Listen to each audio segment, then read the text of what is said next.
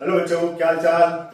मैं राजेश कुमार और हम आज से नया वीडियो शुरू कर रहे हैं हमारे YouTube चैनल पे जिसका नाम है कंपाउंड क्रॉनिकल्स।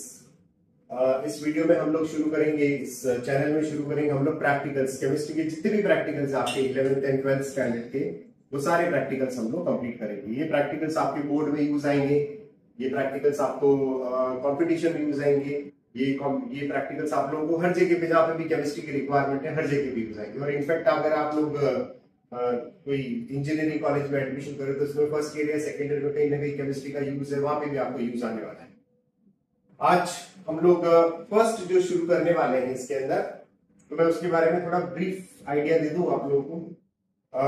हमारे जो कोर्स में है 12th स्टैंडर्ड के अंदर, पहला जो है वो है आपका टाइट्रेशन, दूसरा आपका सॉल्ट एनालिसिस, थर्ड नंबर आपका आ जाएगा organic functional group detection. Then हम लोग शुरू करेंगे केमिकल काइनेटिक्स, फिर हम लोग कुछ कॉम्प्लेक्स सॉल्ट्स और डबल सॉल्ट्स बनाएंगे। इसमें क्रोमेटोग्राफी भी आएगा, बायोकेमिकल टेस्ट भी आएंगे। जैसे जैसे टाइम रहेगा वैसे वैसे अपना एक वीडियो अपलोड करता रहूंगा और आप लोग उसको देखते रहेंगे। तो आज हम लोग शुरू करने वाले हैं केमिस्ट्री के अंदर। आप लोग देखोगे कुछ एनालिसिस करना है, हम लोग क्या करना है बेटा, एनालिसिस करना है। हमारे एनालिसिस बेसिकली केमिस्ट्री के अंदर दो टाइप के होते हैं। कितने टाइप के एनालिसिस? दो टाइप के। फर्स्ट एनालिसिस जो रहेगा उसको अपन क्या बोलते हैं? क्वालिटेटिव। क्या बोलते हैं इसको? Qualitative analysis. और दूसरा एनालिसिस रहेगा क्वांटिटेटिव। Quantitative analysis. ये दो टाइप के एनालिसिस हम लोग को पढ़ना है। अच्छा, इन एनालिसिस के बारे में अगर अपन डिस्कशन करते हैं तो क्या है इसका? क्वालिटेटिव एनालिसिस का मतलब होता है उसकी फिजिकल प्रॉपर्टीज या उसकी कुछ केमिकल प्रॉपर्टीज या कैसा कलर दिखाई देता है रिएक्शन करने के बाद में, कौन से टाइप का पीपीटी बनता है, which type of the gas is involved, ये जितना भी टाइप का आपका एनालिसिस होता है वो सब किसमें आएगा? क्वालिटेटिव एनालिसिस में। दूसरा आपका आता है क्वांटिटेटिव एनालिसिस। क्वांटिटेटिव एनालिसिस में हम लोग करेंगे जैसे मास का डिटेक्शन कर लिया या फिर वॉल्यूम का डिटेक्शन कर दिया। वॉल्यूम अगर हुआ तो उसको अपन वॉल्यूमेट्रिक एनालिसिस बोलते हैं, अगर मास डिटेक्शन किया तो उसको बोलते हैं मास एनालिसिस। तो वो सारे क्वांटिटी के अंदर आता है इसके। तो आज जो हम लोग शुरू करने वाले हैं that will be your quantitative analysis. अभी क्वांटिटेटिव एनालिसिस के बारे में थोड़ा डिस्कशन और ज्यादा डिटेल में ले लेते हैं। देखिए, दो टाइप की चीजें हम लोगों के सामने आएगी इसमें। एक हो जाएगा आपका मास और दूसरा हो जाएगा आप लोगों का वॉल्यूम। क्या हो गया? एक तो हो जाएगा मास और सेकेंड हो जाएगा वॉल्यूम। मास में सिंपली आप लोग वेट मेजर करते हो या फिर डायरेक्ट आप मास मेजर करते हो, अलग अलग डिवाइसेस को यूज करते हो। लेकिन हमारा जो वॉल्यूम से रिलेटेड है, अगर वॉल्यूम एनालिसिस करते हो तो उसके लिए हम लोग एक टर्म यूज करते हैं, इसका नाम होता है वॉल्यूमेट्रिक एनालिसिस। क्या बोलते हैं इसको? Volumetric analysis. तो आज का जो हमारा टॉपिक रहेगा वो रहेगा वॉल्यूमेट्रिक एनालिसिस, जिसमें हम लोग वॉल्यूम के बारे में डिस्कशन करेंगे। ठीक है, तो क्या है उसमें वॉल्यूमेट्रिक एनालिसिस में? तो हमारे कोर्स में दो टॉपिक्स हैं वॉल्यूमेट्रिक एनालिसिस के, जिसको अपन टाइट्रेशन के नाम से जानते हैं। और दो टाइप की टाइट्रेशन हम लोगों को करनी है। दोनों टाइट्रेशन आपकी ऑक्सीडेशन और रिडक्शन पे बेस्ड है, जिसको अपन बोलते हैं रेडॉक्स टाइट्रेशन। तो फर्स्ट वाला जो रहेगा आप लोगों का, जिसमें हम लोग जो बात करेंगे उसको अपन क्या बोलते हैं? टाइट्रेशन। क्या करने वाले? तो टाइट्रेशन को अपन वॉल्यूमेट्रिक एनालिसिस के नाम से भी जानेंगे इसमें। अभी जो टाइट्रेशन है वो बेसिकली दो डिफरेंट टाइप के सॉल्यूशंस के अंदर होता है। आप लोगों ने टाइट्रेशन बहुत सारे टाइप के सुने होंगे। 11th स्टैंडर्ड में सुना होगा न्यूट्रलाइजेशन, जिसमें एक एसिड था और दूसरा बेस था। एंड उसमें हम लोगों ने इंडिकेटर यूज किए थे, फिनोक्थिलीन, मिथाइल ऑरेंज एक्सेट्रा। यहाँ पे जो 12th स्टैंडर्ड में हमारे जो टाइट्रेशन आने वाले हैं, टाइट्रेशन को अपन किस नाम से बुलाएंगे? इनको अपन बोलेंगे रेडॉक्स टाइट्रेशन। किस नाम से बुलाएंगे? Redox titration. क्यों बोलते हैं रेडॉक्स? रेडॉक्स टाइट्रेशन का मतलब हो गया ऐसी रिएक्शन या ऐसी प्रोसेस या ऐसा टाइट्रेशन जिसमें एक सब्सटेंस ऑक्सीडाइज हो रहा है और दूसरा वाला सब्सटेंस आपका रिड्यूस हो रहा है। तो जो ऑक्सीडाइज हो रहा है उसको अपन क्या बोलते हैं? Reducing agent. और जो रिड्यूस हो रहा है उसको अपन क्या बोलते हैं? Oxidising agent. तो हमारे पास में दो टाइप के सॉल्यूशंस यूज करते हैं। हम इनको ऑक्सीडाइजिंग एजेंट और रिड्यूसिंग एजेंट के नाम से नहीं बुलाएंगे, इसको अपन दो अलग अलग नाम से बुलाएंगे। पहला जो नेम रहेगा उसको अपन क्या बोलते हैं? टाइट्रेट। क्या बोलेंगे इसको? टाइट्रेट। और सेकेंड वाला जो रहेगा उसको अपन क्या बोलते हैं? टाइट्रेंट। किस नाम से बुलाएंगे? टाइट्रेंट। अब क्योंकि 11th में आपने कुछ डिवाइसेस के बारे में सुना होगा, एक होता है ब्यूरेट और दूसरा होता है आपका पीपेट। जो सब्सटेंस आप खुद बनाते हो या जो मटेरियल या सोल्यूशन आप खुद बनाते हो, जिसकी मोलारिटी, उसकी कंसंट्रेशन, उनके बारे में अगर आपको पता हो उसको अपन स्टैंडर्ड सोल्यूशन बोलते हैं, और वो स्टैंडर्ड सोल्यूशन को अपन किस नाम से बोलेंगे, that is called as a titrate. तो titrate will be your standard solution. क्या बोलेंगे इसको, टाइट्रेट को स्टैंडर्ड सोल्यूशन, जिसको आपको यानी स्टूडेंट्स खुद बनाते हैं। और दूसरा जो आता है टाइट्रेंट, वो टाइट्रेंट जो होगा या तो आपका लैब टेक्नीशियन बना के देगा, या फिर जो एग्जामिनर आता है वो बना के देगा, या फिर जो आपके स्कूल के टीचर्स होते हैं वो बना करके देंगे। ठीक है, उनको अपन क्या बोलते हैं, टाइट्रेंट। टाइट्रेंट जो रहेगा, आपको पता है कि ये सोल्यूशन जो है वो कौन सा है, ये KMnO4 का सोल्यूशन है, लेकिन इसमें क्वांटिटी कितनी डाल रखी है, कितने ग्राम डाल रखा है, कितने लीटर में डाल रखा है, ये सब कुछ आपको कुछ भी नहीं पता, ये आपको ये प्रोसेस करने के बाद में पता लगाना है। ठीक है, तो उसको अपन बोलते हैं टाइट्रेंट। तो titrant will be your KMnO4, जो हमारा इस साल के कोर्स है। KMnO4 को किस में आप यूज करोगे बेटा, ब्यूरेट के अंदर। और जो टाइट्रेट है स्टैंडर्ड सोल्यूशन है, स्टैंडर्ड सोल्यूशन हमारे दो टाइप के बनाने, एक हो जाएगा आपका मोर सॉल्ट जिसको अपन बोलते हैं फेरस अमोनियम सल्फेट, और दूसरा हो जाएगा ऑक्सैलिक एसिड। इसको अपन किस में यूज करेंगे, इसको अपन लेंगे पीपेट में। ठीक है, ये दो टाइप के हमारे सोल्यूशन है। टाइट्रेशन के अंदर हमारे दो हो गया, एक टाइट्रेट हो गया, टाइट्रेट। अगर आपको एग्जामिनर पूछता है कि रिडक्शन किसमें हो रहा है, ऑक्सीडेशन किसमें हो रहा है, तो आपको बताना पड़ेगा कि टाइट्रेट में रिडक्शन हो रहा है या ऑक्सीडेशन हो रहा है, या टाइट्रेंट जो है वो रिड्यूस कर रहा है या ऑक्सीडाइज कर रहा है। इसके बारे में हम लोग थोड़ा बाद में वाइवा के टाइम पीरियड में डिस्कशन करेंगे। लेकिन दो मेन सोल्यूशन हो गया, एक सोल्यूशन जिसको आपको ब्यूरेट में भरना है, जिसको अपन KMnO4 बोलेंगे, इसको अपन टाइट्रेंट के नाम से बुलाते हैं, और जिसका अपन को यूज करके KMnO4 के बारे में पता लगाना, उसको अपन स्टैंडर्ड सोल्यूशन के नाम से जानते हैं, उसको अपन को पीपेट में भरना है, उस पीपेट में भरने वाले सोल्यूशन को अपन क्या बोलते हैं, टाइट्रेट। ठीक है, यहां तक आप सब लोगों को क्लियर हो गया। अब बात आती है हमारा इसको कैसे बनाया जाए। ये जो हमारा स्टैंडर्ड सोल्यूशन है, बच्चे बड़े कंफ्यूज होते हैं कि सर इसको कैसे बनाया जाए, कितनी क्वांटिटी ली जाए, कैसे बनाया जाए, उसका प्रोसेस क्या है बनाने का। ठीक है, डिपेंड करता है आपके स्कूल के टीचर के ऊपर। या तो टीचर खुद ही बना के दे देता है, वो तो सबसे बढ़िया बात है। लेकिन अगर काफी सारे स्कूल होते हैं जिसमें बच्चों को खुद को बनाना पड़ता है, उस पूरे प्रोसेस को हम लोग एक बार बोर्ड पे करेंगे और फिर हम प्रैक्टिकली इसको देखेंगे। ठीक है, तो चलो मैं इसको हटा देता हूँ। अगर आप लोगों को इसका स्क्रीनशॉट लेना है तो स्क्रीनशॉट ले सकते हैं। 1 2 3 यस, ओके। चलिए मैं कर देता हूँ इसको इरेज पूरा। सो आज जो हम शुरू करने वाले हैं वो हो जाएगा आपका क्वांटिटेटिव एनालिसिस, जिसमें हमारा वॉल्यूम रहेगा और उसको अपन बोलते हैं वॉल्यूमेट्रिक एनालिसिस। तो इसमें फर्स्ट जो एम है उसके बारे में डिस्कशन कर लेते हैं हम लोग। तो चलिए शुरू करते हैं। हमारा एम क्या है, चलो मैं एम लिख देता हूं आज का। एम नंबर 1 क्या है, प्रिपेयर m/20। m/20 का मतलब क्या हो गया, 1/20। 1/20 मतलब कितना हो जाएगा, 0.05 मोल पर लीटर। इज इट फाइन, तो 0.05।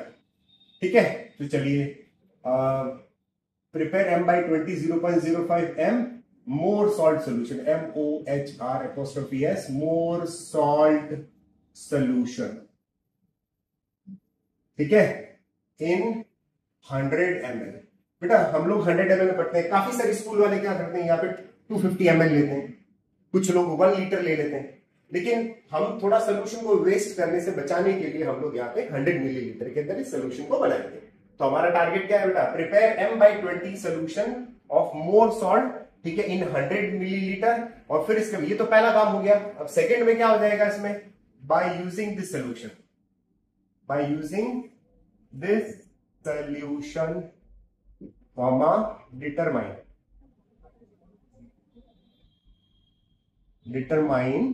the molarity and strength,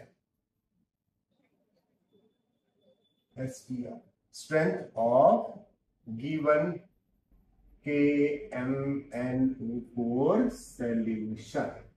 तो हमारा दूसरा टास्क हो गया। तो पहला क्या करना है बेटा, हमें m/20 सोल्यूशन बनाना, फर्स्ट टास्क ये हो गया।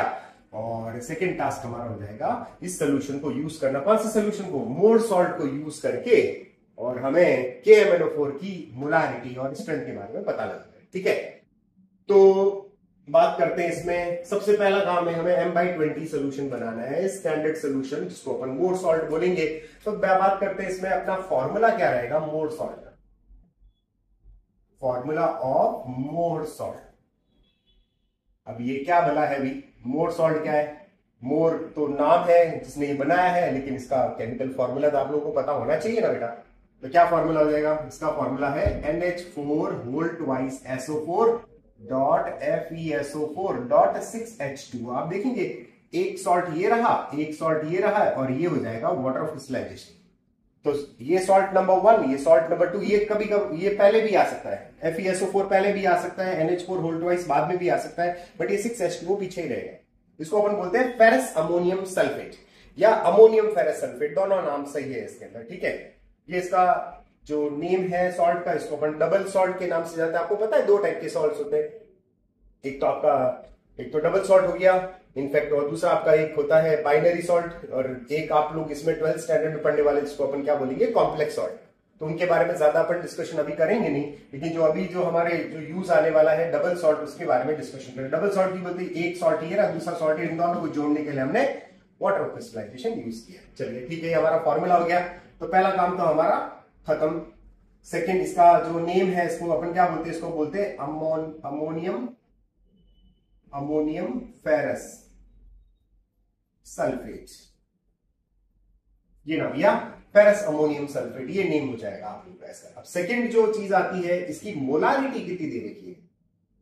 मोलारिटी पर दे रखा है, दैट इज कॉल्ड 1/20 मोल पर लीटर। अंडरस्टूड? ये इसका काम हो जाएगा 1/20 मोल पर लीटर। ये किसकी मोलारिटी है? ये मोर सॉल्ट की सॉल्ट है। हमें ये 100 ml अभी यूज नहीं करना, हमें पहले पता लगाना है कि इस मोलारिटी के सोल्यूशन के लिए कितने ग्राम आप लोगों को मोर सॉल्ट लेना पड़ेगा। ठीक है बेटा, तो चलो शुरू करते हैं।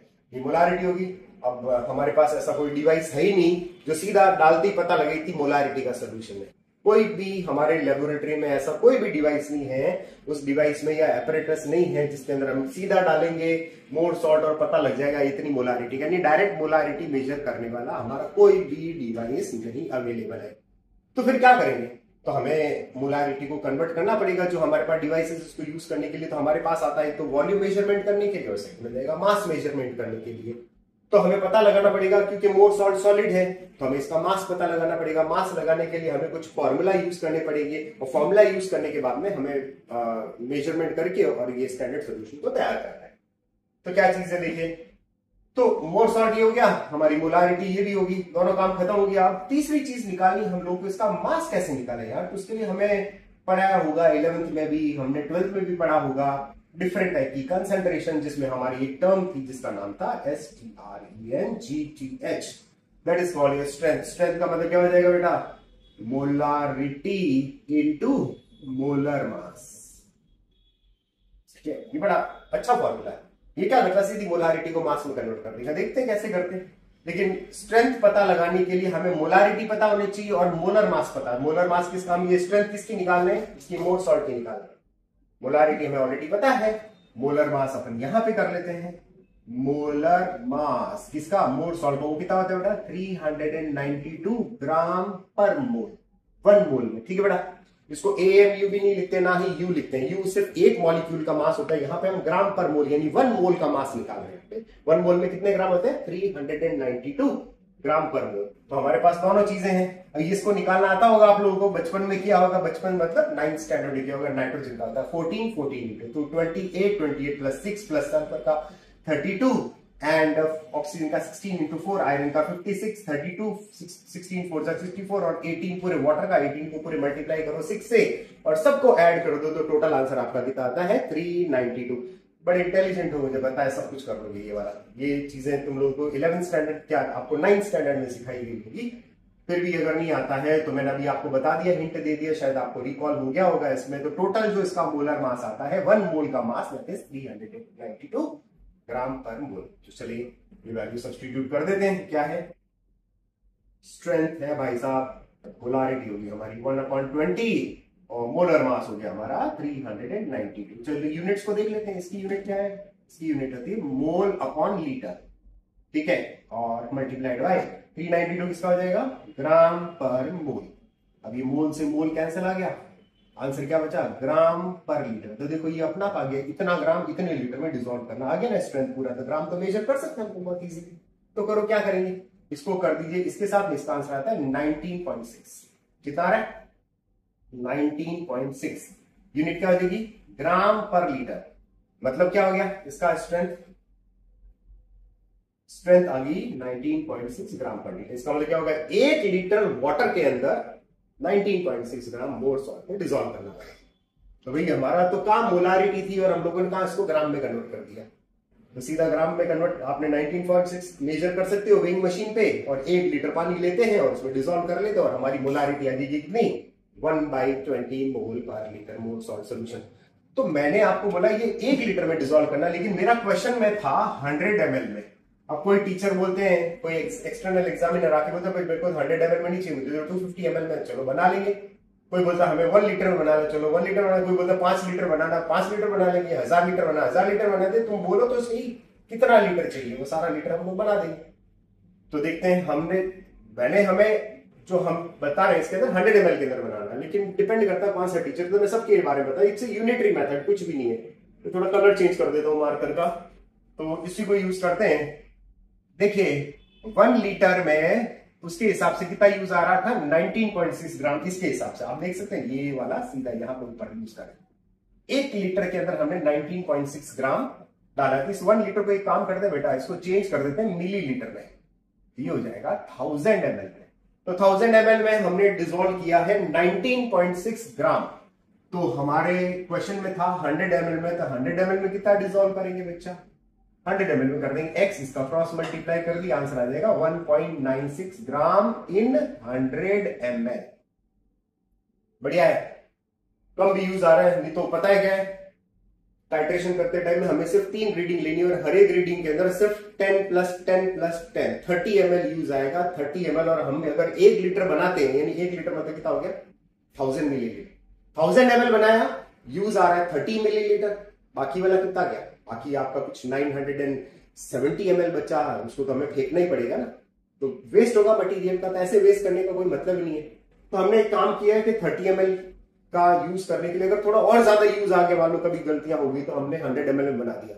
फिर भी हमारे पास में 30 ml यूज करने के बाद में 70 ml हमारे पास बचेगा। जितना चाहे यूज करो कर लो, 5 रीडिंग लो, 10 रीडिंग लो। 10 तो खैर होगी नहीं, हाँ 10 हो सकती है अगर आप प्रिसाइजली करते हो। 10 10 100 है, लेकिन 8-9 रीडिंग आप आराम से ले सकते हो। गड़बड़ भी हो गया तो आप इसको यूज करके रीडिंग ले सकते हो। तो हमने बना दिया 100 ml में। अगर कोई टीचर बोलते हैं भाई 100 ml की बजाय 250 ml बनाओ, तो बड़ा सिंपल सा है। 1000 ml में 19.6 था, तो 250 ml में कितना हो जाएगा x, क्रॉस मल्टीप्लाई कर दो, आंसर आ जाएगा। कोई बोलेगा 500 ml में बनाओ, क्या बोलोगे 1000 ml में 19.6 है तो 500 ml में x हो जाएगा, क्रॉस मल्टीप्लाई कर तो 500 में आ जाएगा। तो जिसमें बनाना चाहे आप दो तो सही क्वेश्चन, उस क्वेश्चन के हिसाब से हम एडजस्ट कर लेंगे। ठीक है, तो ये हमारा बनाने का जो क्वांटिटी था वो हमें मिल गया कि हमें 1.96 ग्राम मेजर करना है और उसको सीधा 100 ml में डिसॉल्व करना है। ठीक है, ये यहां तक सबको समझ में आ गया। इसका एक काम कर दीजिए, स्क्रीनशॉट ले लो। ठीक है, 1 2 3। ठीक है, एक बार फटाफट रिकॉल करवा दे तो आप लोगों को। प्रिपेयर m/20 मतलब 1/20 मोल पर लीटर का मोर सॉल्ट बनाना है। मोर सॉल्ट का फॉर्मूला आपको पता है, फेरस अमोनियम सल्फेट है, मोलारिटी इसकी 1/10 है, सॉरी 1/20 है, मोलर मास इसका 392 ग्राम पर मिलीलीटर है। हमें इसको कन्वर्ट करना है ग्राम में, तो फाइनल क्या हो जाएगा, स्ट्रेंथ निकाल दे, molarity to molar mass strength 1/20। ये इसको 392 से मल्टीप्लाई किया, हमारा 19.6 ग्राम पर लीटर आया। ये 1 लीटर में था डिसॉल्व करना है, लेकिन क्वेश्चन में 100 ml दे रखा है। 100 ml की जगह पे 250 ml भी हो सकता है, 500 भी हो सकता है। इससे यूनिटरी मेथड से हमने निकाल दिया कि 1000 ml में इतना, 100 ml में इतना, या 250 है तो 250 में इतना, 500 में तो इसका इतना। एक तो ये चीज क्लियर हो गया।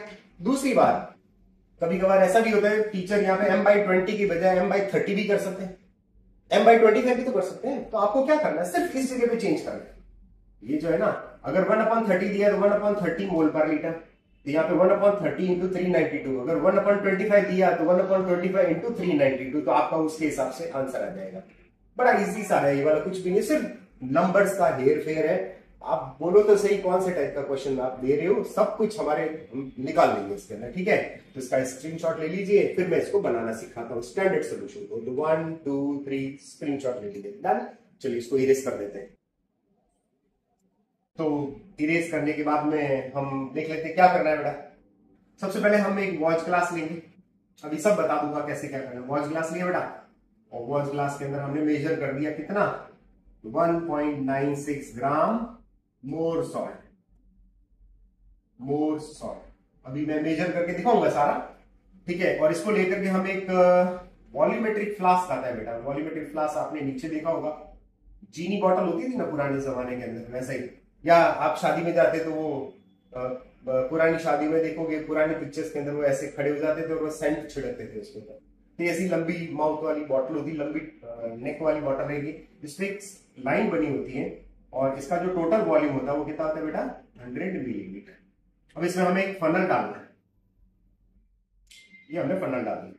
अभी जितना भी मटेरियल है ये सारा इसमें खाली करना है, फनल में खाली करना है। किसको, मोर सॉल्ट को। अभी मैं सब पूरा प्रोसेस करके दिखाऊंगा, लेकिन आपको पहले थियोरेटिकली समझा दूं क्या है ये चीजें। तो first of all we will measure 1.96 gram of the Mohr salt and then after it should be transferred in the funnel, or funnel should be inserted in the 100 milliliter of the volumetric flask, METRIC volumetric flask। सब दिखा दूंगा, यहां से मेरे पास में सारा setup है, सब दिखा दूंगा इसके अंदर कैसे क्या करेंगे। तो वॉल्यूमेट्रिक फ्लास्क है बेटा, आप जब इसमें डाल दोगे सारा तो आपका सारा मोर सॉल्ट यहां पे आ जाएगा। फिर आपको वॉश बॉटल लेकर के ये जो वॉच ग्लास है इसको भी वॉश करना है, वॉच ग्लास है इसको भी आपको क्या करना है, वॉश करना है। और आपका जो ये फनल है, फनल को भी वॉश करना। क्यों वॉश करने की जरूरत है, ऑलरेडी वॉश था ना, फिर अभी वॉश करने की जरूरत है। तो बेटा जब आप डाल रहे होते हो ना तो काफी सारे क्रिस्टल्स जो होते हैं मोर सॉल्ट इसके ऊपर चिपक जाते हैं। तो अगर क्रिस्टल पीछे रह गए और पूरे अंदर क्रिस्टल अगर अंदर एंटर नहीं कर पाए तो हमारी मोलारिटी में फर्क पड़ जाएगा, मोलारिटी में फर्क पड़ेगा, हमारे टाइट्रेशन में चेंजेस आ जाएंगे। तो हमें 100% अच्छा रिजल्ट लाने की कोशिश करने के लिए हमें क्या करना पड़ेगा, पहले जितने भी क्रिस्टल्स थे सारे मेक इट श्योर के अंदर चले जाए, फनल के अंदर भी चिपके हुए क्रिस्टल्स है वो भी सारे अंदर चले जाए। और जब अंदर चले जाते हैं सारे क्रिस्टल, फिर इसके बाद में फनल को बाहर निकाल दीजिए और निकालने के बाद में सिर्फ पहले इसको इतना सा पानी से भर दीजिए। यहाँ पे बड़े वाइवा के क्वेश्चन बनते हैं, मैं आपको बताऊंगा कैसे चलता है इसको बेटा।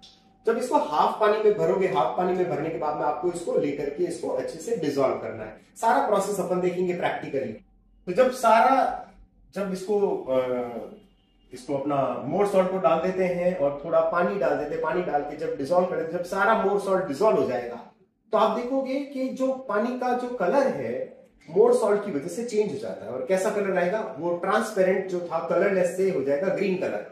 तो भी ये ग्रीन कलर क्यों है, तो आपको पता होना चाहिए। थोड़ी देर पहले मैंने मोर सॉल्ट का फॉर्मूला लिखा था FeSO4.NH4 तो जब पानी में डिसॉल्व करते थे ये सारे आयोनाइज हो जाएंगे। आयोनाइज मतलब एक बनाएगा Fe2 प्लस आयन, दूसरा बनाएगा आपका SO4 2 minus ion, understood, and दूसरा थर्ड बना देगा आपका NH4 प्लस आयन। ये 3 टाइप के आयन बनेंगे। लेकिन जो इसमें आपका आयरन है Fe2 प्लस आयन, ये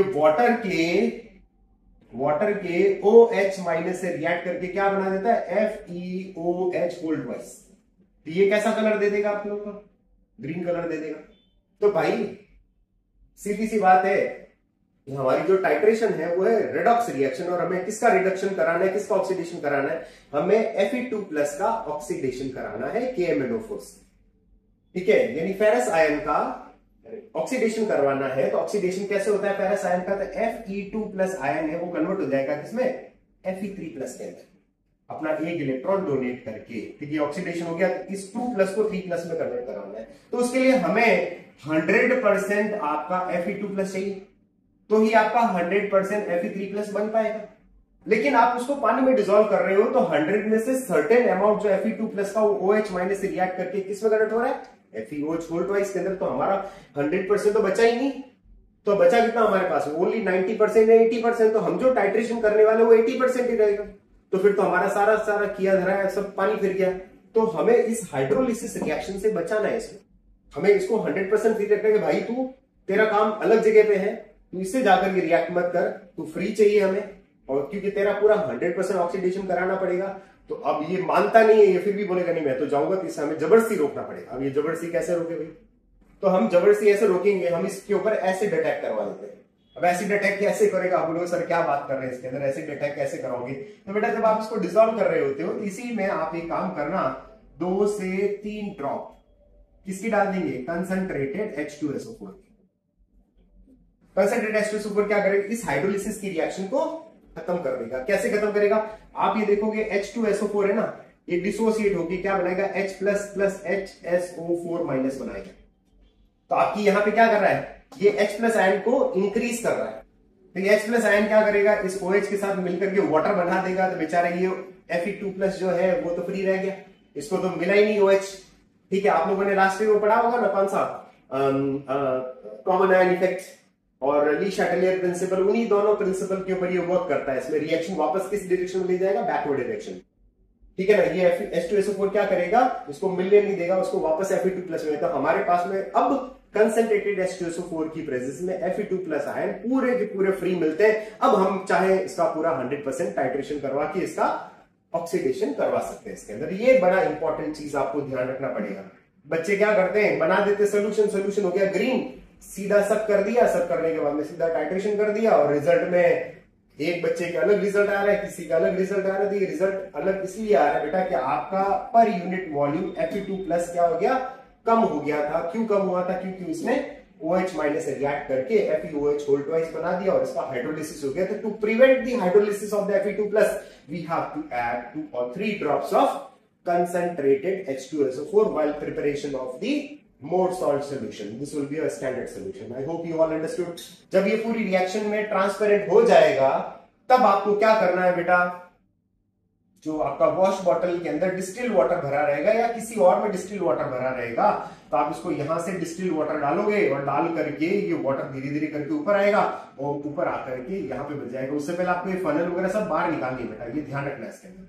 ये फनल बाहर निकाल दोगे तो डिस्टिल वाटर यहां तक भरना है। जब पूरा डिस्टिल वाटर हो जाएगा तो आपको लोअर मिनिस्कस डिस्टिल वाटर का देखना है और फिर इसके ऊपर आपको एक कॉर्क लगाना है। इसके अंदर क्या लगाओगे, cork.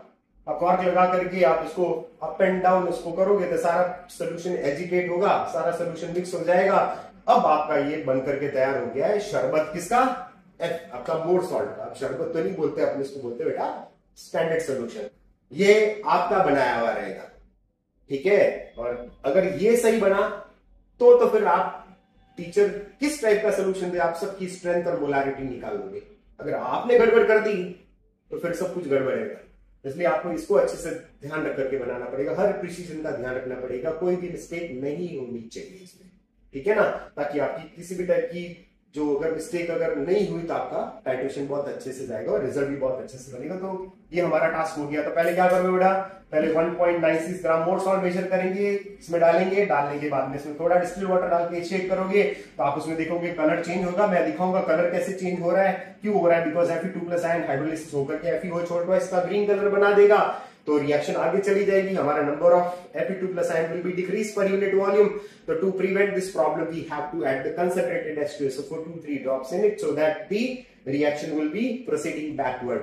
So it follows the Lee-Chatelier principles and the common ion effect. Understood this thing? ये आपका पीछे की तरफ आ जाएगा तो Fe2 प्लस हमें फ्री आयंस की फॉर्म में मिलेगा और वो हाइड्रोलिसिस भी रुक जाएगा। अब हमारे पास 100% Fe2 प्लस आयन बचेंगे। फिर बाद में हम इसमें डिस्टिल वाटर डाल करके लोअर मिनिस्कस तक रख के उसको एजिटेट करेंगे, हमारा M/20 सोल्यूशन इसका तैयार हो जाएगा मोर सॉल्ट का, यानी फेरस अमोनियम सल्फेट का, ठीक है।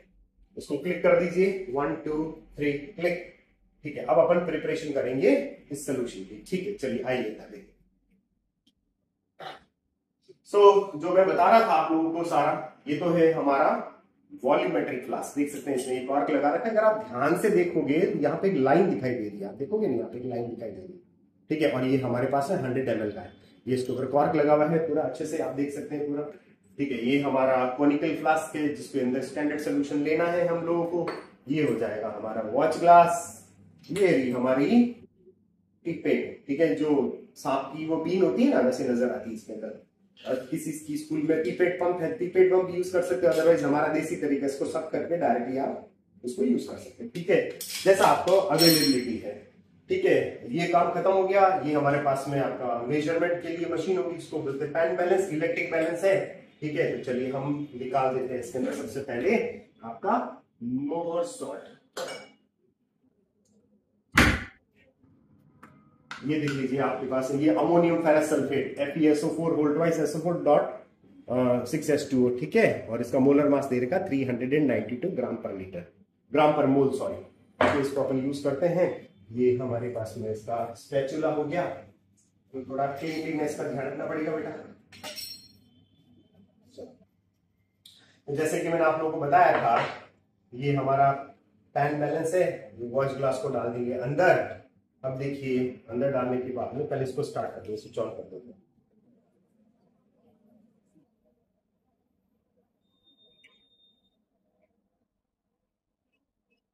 अभी 0 है, ये बार ये हमारे एयर प्रेशर को रोकने के लिए है। अब इसको वॉश ग्लास को रख देते हैं, हमारा कितना दिख रहा है 19.76। हमें इसका मास तो चाहिए नहीं, ठीक है, तो हम इसको कर देते हैं टेयर, ये हो गया 0। ठीक है, अब हमें कितना मेजर करना है 1.96 ग्राम। तो लीजिए भाई ये मोर सॉल्ट,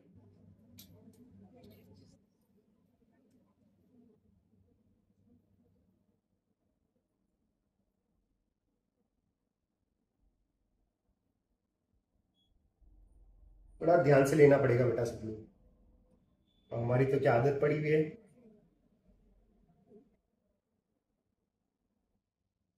ये देखो 1.96 हो गया, प्रॉपर है 1.96 हो गया।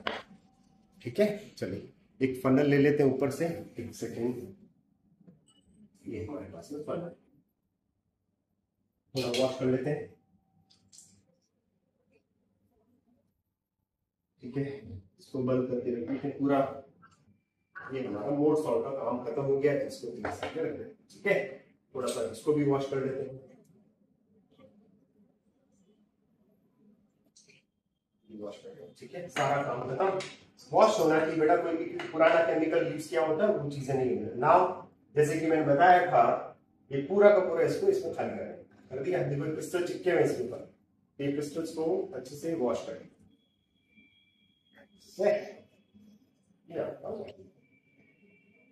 पानी देखें, इसको भी पूरा प्रॉपर्ली वॉश कीजिए।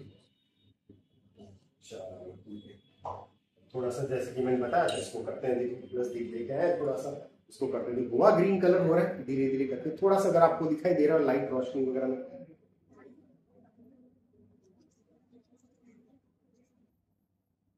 थोड़ा सा ग्रीन कलर हुआ, यहाँ पे दिखाई दे रहा होगा, हल्का हल्का ग्रीन कलर हो रहा है। थोड़ी देर और रखूंगा तो और हो जाएगा इसमें ग्रीन कलर। ठीक है ना, तो अब इसको देखो, अभी देखो इसका ड्रास्टिक चेंज लेकर के आते हैं, पीछे की तरफ सारा डिजोल्व हो गया मोर सॉल्ट।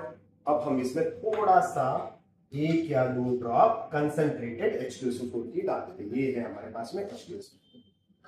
ठीक है,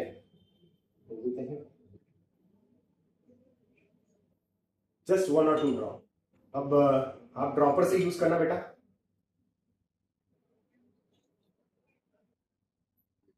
एक या 2 ड्रॉप डाल दी हमने, तो आप देखो कैसा चेंजेस आ गया। देखो पूरा का पूरा ट्रांसपेरेंट हो गया एकदम से, तो जो ग्रीन कलर था वो पूरा ट्रांसपेरेंट हो गया, अच्छे से देख सकते हो। ठीक है, अब इसको हम एक प्लेन सरफेस पे रखते हैं। ठीक है, H2SO4 कर लेते हैं बंद, और हमें मैंने बताया था ये इसमें लाइन दे रखी, यहां तक आपको पानी भरना है, तो यहाँ डाल दीजिए। ये पानी भरने का तरीका है, तो भर गया है। तो आप बेटा एक सबसे बड़ी इंपॉर्टेंट चीज है, आप यहाँ पे बैठ जाना, आपको ऐसे, ठीक है, और आपकी जो आईज है वो इसके बराबर होनी चाहिए, इसके इस लाइन के बराबर, और इस लाइन के बराबर आपको भरना, इसको बोलते हैं पैरेलल एरर। ठीक है, तो ये मैंने इसमें भर दिया। अब भर के इसके ऊपर लगा दीजिए कॉर्क, कॉर्क लगा करके इसको करना अप एंड डाउन। ये कर दिया, पूरा एजिटेट हो गया। अब आप इसमें देख सकते हैं ये लाइन है, और लाइन के ऊपर लोअर मेनिस्कस पूरा अगर आपको दिखाई दे रहा हो। ठीक है, ये हमारा M/20 मोर सॉल्ट सोल्यूशन बनके तैयार हो गया। यहां पे H2SO4 मैंने क्यों डाला, ताकि इसका हाइड्रोलिसिस नहीं हो। ठीक है, तो चलिए अब अगला टास्क देखते हैं इसमें। अब हमें नेक्स्ट काम है ब्यूरेट को तैयार करना। ब्यूरेट के तैयार करने का तरीका क्या है बेटा, सबसे पहले तो आप लोगों को इस ब्यूरेट को वॉश करना है स्टिल वाटर से। ठीक है, हम देख लेते हैं, इसको पूरा वॉश कर लिया ब्यूरेट पूरा। बेटा 2 टाइप की ब्यूरेट होती है, एक ब्यूरेट वाली ये हो टर्न कॉक की, और दूसरा यहाँ पे पिंच कॉक आता है। हम पिंच कॉक इसलिए यूज नहीं करते क्योंकि KMnO4 रबर जो होता है उसको खराब कर देता है। तो वाइवा में पूछा जा सकता है कि आपने ये वाली ब्यूरेट क्यों यूज करी, आपने पिंच कॉक वाली क्यों यूज करी, तो बोला रबर होता है, रबर ऑक्सीडाइज हो जाएगा, रबर खराब हो जाएगा, तो हमारी रीडिंग और वो ब्लैक हो जाएगा, और पूरा चोक भी हो सकता है। मल्टीपल रीजन है इसमें। तो हमारी वॉश हो चुकी, इसको कर दीजिए टर्न ऑफ। ठीक है बेटा, देन आफ्टर हम इसमें भर देते हैं। अब थोड़ा सेफ्टी के लिए आप एक काम करना है, इसके अंदर थोड़ा सा आप KMnO4 डाल दीजिए, ताकि ये ब्यूरेट थोड़ी क्लीन हो जाए इसमें KMnO4 से पानी नहीं बचे। थोड़ा सा डाल दीजिए इसमें और इसको कर दीजिए ओपन, ताकि पूरा ये वेस्ट ही होगा। अब आप पूरा इसमें KMnO4 वापस इसको टर्न ऑफ कर दीजिए। सबसे इंपॉर्टेंट बात है, जब आप इसको भरो ना तो अपनी हाइट के हिसाब से एडजस्ट कर लीजिए, ठीक है। जो मैं अभी भर रहा हूं ना, ये रॉन्ग मेथड है इसको भरने का। इसको आपको थोड़ा लिफ्ट अप करना है। कारण ये है बेटा, जब आप इसमें जाओगे तो एयर का अपवर्ड डिस्प्लेसमेंट होता है, तो एयर यहां साइड से निकल जाएगी। अगर आप इस पर चिपका के रखा तो एयर यहां से निकलेगी, इसी साइड से आपका सोल्यूशन जा रहा है और एयर इधर से निकलेगी, तो वापस वो क्या होगा, स्पिल आउट होने के चांसेस रहेंगे। तो ये सब काम नहीं करना है, इसमें आपके मार्क्स कट जा रहे हैं। इसको थोड़ा सा 1 फिंगर लिफ्ट अप कर दीजिए और इसे भर दीजिए आप लोग। तो पहला आपका प्रिकॉशन हो गया कि हमें भरते टाइम में सोल्यूशन को थोड़ा सा इसमें ऊपर तक लेना है। थोड़ा ज्यादा ले लो जीरो से, मैंने जानबूझ करके जीरो से ज्यादा लिया। क्या है ज्यादा क्यों लिया, इसको फनल को निकाल करके अपन साइड में, एक साइड में कर देते हैं, ठीक है। चलिए कैमरा को थोड़ा नजदीक लेके आएंगे, ये थोड़ा आप देखेंगे इसमें। बेटा ये देखो नीचे का पोर्शन, इसको बोलते हैं एयर बबल। ये एयर बबल नहीं होना चाहिए इसमें, ठीक है। ये एयर बबल नहीं होना चाहिए। क्यों नहीं होना चाहिए कि अगर आप टाइट्रेशन की रीडिंग लेना शुरू करोगे, खोलोगे तो पहले ये भरेगा, फिर बाद में सोल्यूशन आगे जाएगा। तो इस एयर बबल को रिमूव करने के लिए हमें क्या करना है, इसको वापस इसको खाली करोगे, इसको खाली करके और इसको एडजस्ट करना। ये इसमें आ गया। अब आपने हाइट के हिसाब से ये वाली जो लाइन है इसको सामने लेकर के आओ, ये बिल्कुल, तो आपका 0 तक आ जाना चाहिए सोल्यूशन। ये अपना 0 तक, ये हमारा ब्यूरेट का पार्ट, ये 0 तक आ जाए, थोड़ा सा ऊपर ले जाइए और इसको KMnO4 को निकाल करके आप साइड में रख सकते हैं, ठीक है। चलिए ये हमारा काम खत्म हो गया, राइट। इसको हम टाइल को लेकर के यहाँ पे नीचे रख देंगे, ये काम हो गया। तो burette is ready. This is the solution which is made by the teacher. हमें पता नहीं है, मुझे खैर पता है क्योंकि मैंने ही बनाया है, बट आपके टीचर को पता होगा कितना सोल्यूशन, कितनी क्वांटिटी का KMnO4 ले रखा है, कितना वो आपको निकालना पड़ेगा, ठीक है। अब नेक्स्ट जो टास्क है वो है आपका स्टैंडर्ड सोल्यूशन को लेकर के इसमें डालने का, ठीक है। तो पहले इसको भी वॉश कर देते हैं अपन अच्छे से।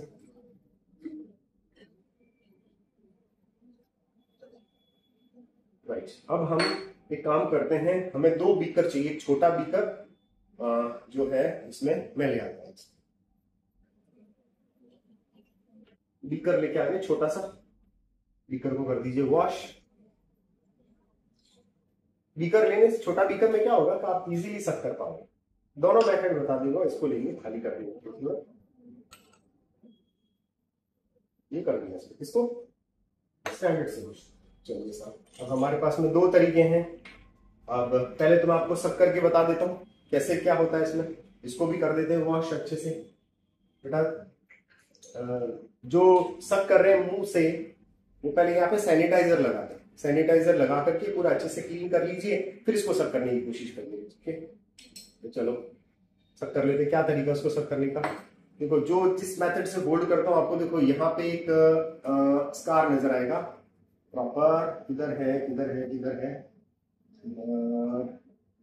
ये रहा, यहाँ पे एक लाइन दे रखी है, यहाँ पे एक स्कार है, यहाँ तक आपको ये भरना पड़ेगा, ठीक है बेटा, ठीक है। अच्छे से आप इसको क्लीन कर दीजिए।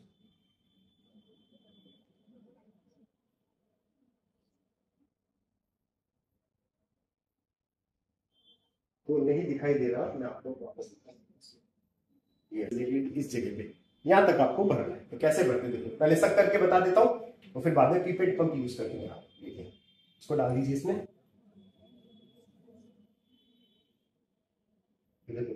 मैंने बल्ब तक भर दिया इसको, ठीक है। और ये मैं धीरे धीरे करके सोल्यूशन को नीचे उतार रहा हूं।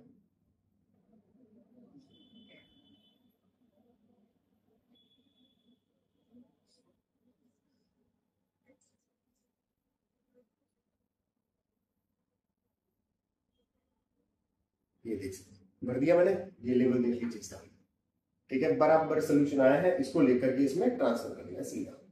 इसको भी खाली कर देते हैं, अगर कोई पानी पड़ा हो तो, ठीक है। ये इसमें डाल दीजिए, हुक नहीं मारना है इसके अंदर, इसको अपने आप ही आने दीजिए। ये डाल दिया इसमें। अच्छा, जो लोग इससे पंप से यूज करते हैं, तो पंप में इसको डाल करके, ठीक है, इसको करके और आप इसको ऐसे यूज कर सकते हैं। पंप पंप वाला तो बड़ा इजी, इसमें कुछ करने की जरूरत ही नहीं आती। दिख रहा है क्या आ गया लेवल, ये पंप से होता है इसमें, ठीक है। इसको खाली कर, ज्यादातर स्कूल में है वो सब करके यूज करते हैं। चलिए यहां हमारा ये पिपेट का काम खत्म हो जाए।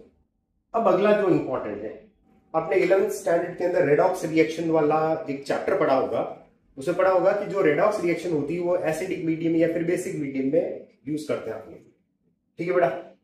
तो हम ये जो मोर सॉल्ट यूज कर ऑल्दो हम लोगों ने इसमें H2SO4 डाल दिया, लेकिन वो यूज आ गया था हमारा उसका हाइड्रोलिसिस को प्रिवेंट करने के लिए। तो हमें एसिडिक मीडियम थोड़ा बनाने के लिए हम एक सर्टेन मोलारिटी वाले यानी जनरली 4 मोल पर लीटर वाला H2SO4 का सोल्यूशन हम लोगों को चाहिए, ठीक है। वो डाइल्यूटेड सोल्यूशन रहेगा। तो ऑलरेडी मेरे पास बनाया पड़ा है ये डाइल्यूट H2SO4 सोल्यूशन 4 मोल पर लीटर वाला। इसको आप अंदाज से आधी टेस्ट ट्यूब भर के डाल दीजिए इसमें, थोड़ा सा ये डाल दीजिए, ठीक है। अगर आपके पास टेस्ट ट्यूब है तो टेस्ट ट्यूब में लेकर के डाल दीजिए, ठीक है। हाफ या 3/4 टेस्ट ट्यूब है वो डाल दीजिए, ठीक है। और अदरवाइज आप देख सकते हैं इसमें हम लोगों को तो आदत पड़ी हुई थी सीधा टेस्ट ट्यूब भर के इसमें डाल सकते हैं, तो आप लोग टेस्ट ट्यूब भर के डालें इसमें, छोटी वाली जो टेस्ट ट्यूब आती है उसको लेकर डालें, ठीक है। ये हमारा तैयार हो गया स्टैंडर्ड सोल्यूशन। अब आगे क्या करोगे, इसको टाइट्रेशन करने का तरीका, इसको आप हाथ ऐसे रखिए और इसको ड्रॉप बाई ड्रॉप आने देना इसमें।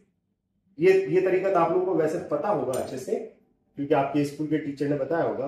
देखिए एक कुछ लोग होते हैं बदमाश बच्चे जो सीधी डायरेक्ट रीडिंग ले लेते हैं इसमें, ठीक है। डायरेक्ट मतलब फटाफट स्पीड बना करके, उसको बोलते हैं पायलट रीडिंग, इसको बोलते हैं पायलट रीडिंग के नाम से बुलाते हैं। और जो मैं ये ले रहा हूं ये थोड़ा प्रिसाइज रीडिंग के हिसाब से लेने की कोशिश कर रहा हूं इसमें, ठीक है ना। ये थोड़ा सा ध्यान दीजिए, आपको नीचे ध्यान देना है इसमें, कलर चेंज होते ही फटाक से बंद कर देने का।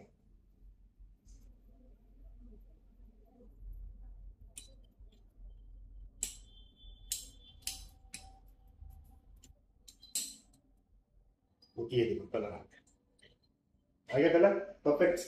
ये जो रीडिंग आ रही है आप लोगों की 11 पे आ रही है एग्जैक्टली। यहाँ देखो कैमरा इधर ला करके देखेंगे इसमें कितने पे आ रही है, 11 पे रीडिंग आ रही है। तो फर्स्ट रीडिंग हमारी कहां से शुरू करी थी, 0 से, और कहां पे आ गई हमारी 11 पे। तो 11 पे हमारी ये परमानेंट कलर आना चाहिए लाइट पिंक। ये थोड़ा सा डार्क, इससे भी लाइट पिंक लाने की कोशिश करोगे तो ज्यादा बढ़िया रहेगा इसके अंदर। तो हमारे पास में ये जो कलर आया है इसके अंदर देख सकते हैं, ये परमानेंट पिंक कलर है इसमें।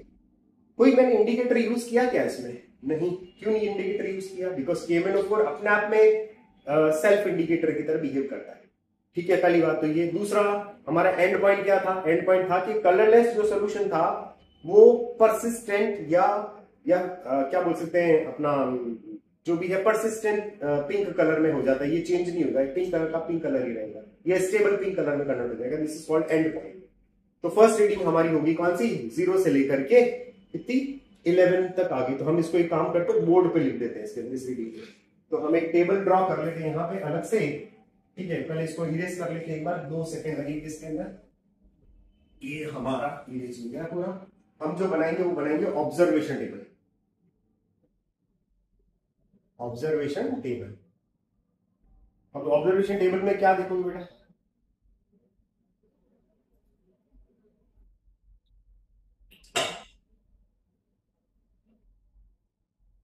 First column, second column and third, ये सीरियल नंबर आ गया। 1 2 और 3 रीडिंग लेंगे, कुछ लोग 4 भी लेते हैं, 5 भी ले सकते हैं। तो यहाँ पे आ जाएगा इनिशियल रीडिंग, इनिशियल रीडिंग, और वो भी ml के अंदर, ठीक है। ये हो जाएगी आपकी फाइनल रीडिंग, ये भी इसमें हो जाएगी ml के अंदर, ठीक है। और ये क्या हो जाएगा आप लोगों का डिफरेंस। तो इनिशियल रीडिंग हमने शुरुआत करी थी 0.0 से, और हमारा फाइनल कितने पे आया बेटा 11.0 मिलीलीटर पे। तो हमारा डिफरेंस कितना है, 11 में से 0 गया, सॉरी 0 गया तो कितना हो गया 11.0 मिलीलीटर, ठीक है। सेकेंड रीडिंग हम लोग शुरू करेंगे कहां से, 11.0 मिलीलीटर से, ठीक है। तो अब सेकेंड रीडिंग के लिए चलते हैं, वहां पे लेने के लिए चलो 11 ml से अपन लोगों को शुरू करना है, ठीक है। तो इसको कर देते हैं पूरा वॉश, ठीक है। इसको कर दिया पूरा परफेक्टली, ये हो गया भाई। चलिए सेकेंड रीडिंग शुरू करते हैं। इसमें फिर से आपको पुराना देसी तरीका सब करके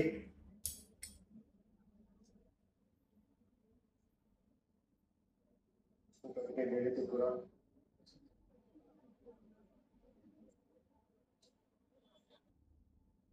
ये कर दिया पूरा, इसको लेकर के इसमें डाल दिया।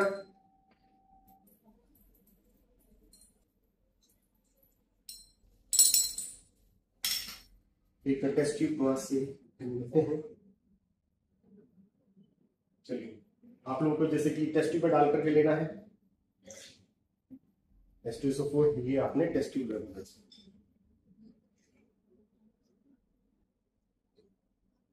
इतना बड़ा, ठीक है। और इस टेस्ट ट्यूब को लेकर के इसमें डाल। चलो सर ये हमारा टेस्ट ट्यूब भी रेडी है। अब हमारी सेकेंड रीडिंग तैयार हो रही है। सेकेंड रीडिंग कहां से शुरू करें देख सकते हैं आप लोग 11 से। वापस से वही सेम तरीका, आप ड्रॉप बाई ड्रॉप इसमें डालिए।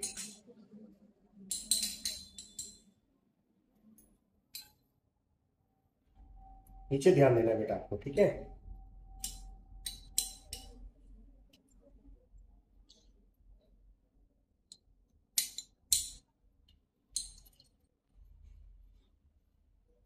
ये आ गया कलर। और ये कितने का आ रहा है देखो, इस बार कम पे है, इस बार आपका 21.6 पे है, देख सकते हैं आप लोग।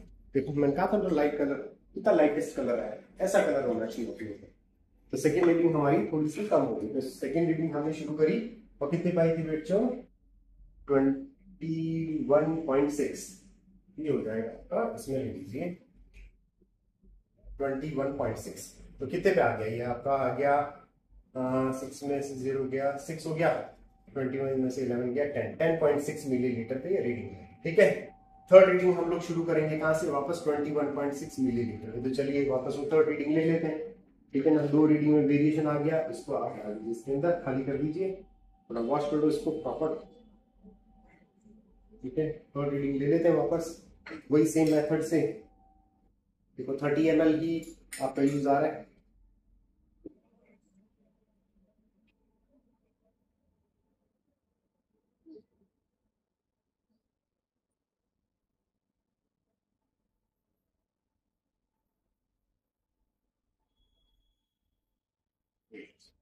ये आपका थर्ड रीडिंग हो गया, इसको कर दीजिए खाली, इसको कर दीजिए इसमें ट्रांसफर।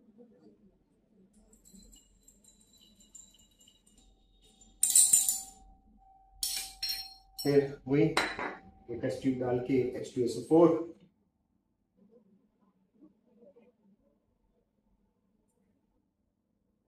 टेस्ट ट्यूब डाल दीजिए। ये एसिडिक मीडियम प्रोवाइड करता है। आपको पता है KMnO4 एसिडिक मीडियम में अलग ऑक्सीडेशन स्टेट शो करता है और बेसिक मीडियम में अलग करता है, ठीक है। ये तो आपने थ्योरी में पढ़ा होगा। अब मैं थर्ड रीडिंग शुरू कर रहा हूं कहां पे, 21.6 से।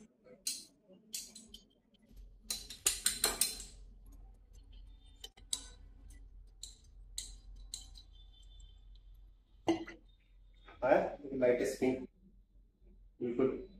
ये कितने का आ रहा है, ये आपस का आ रहा है, देखो यहाँ पे नजदीक ला करके तो कितना जा रहा है, 32.6 पे, ठीक है। ये थोड़ा परसिस्टेंस नहीं है, थोड़ा सा एक ड्रॉप डालना पड़ेगा इसमें।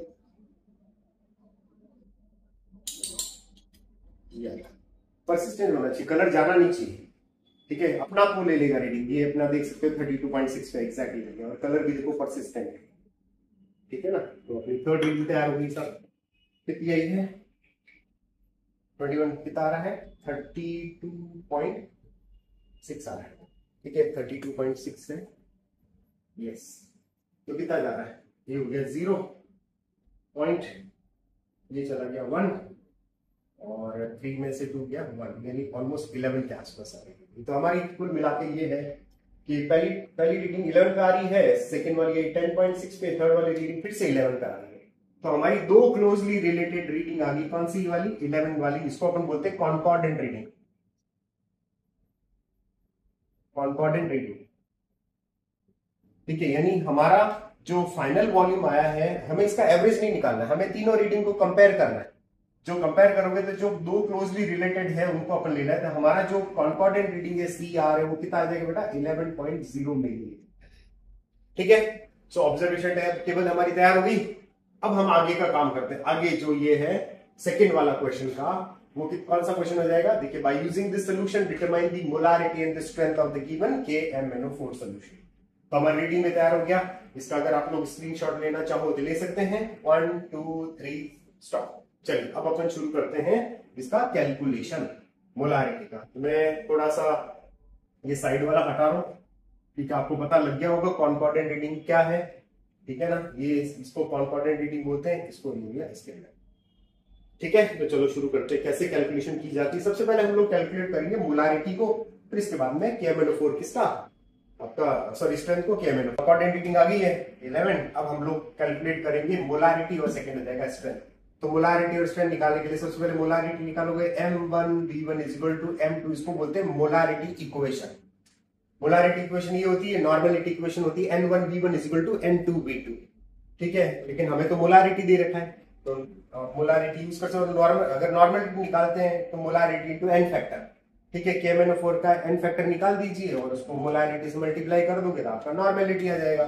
तो सबसे पहले देखते हैं इसमें मोलारिटी किसकी निकालनी। तो मोलारिटी निकालनी भाई साहब हमारे KMnO4। तो कैसे निकालेंगे जरा ध्यान दीजिए। सबसे पहला बात है कि इसमें से ये टर्म किसके लिए और ये टर्म किसके लिए। तो ये वाली टर्म हम एक काम करते हैं KMnO4 के लिए यूज करते हैं, और ये वाली जो टर्म है इसको यूज कर लेते हैं किसके लिए, मोर सॉल्ट के लिए, ठीक है बच्चों। तो दो टर्म होगी हमारे पास में, KMnO4 का निकालना है और दूसरा हो जाएगा हमारा मोर सॉल्ट का।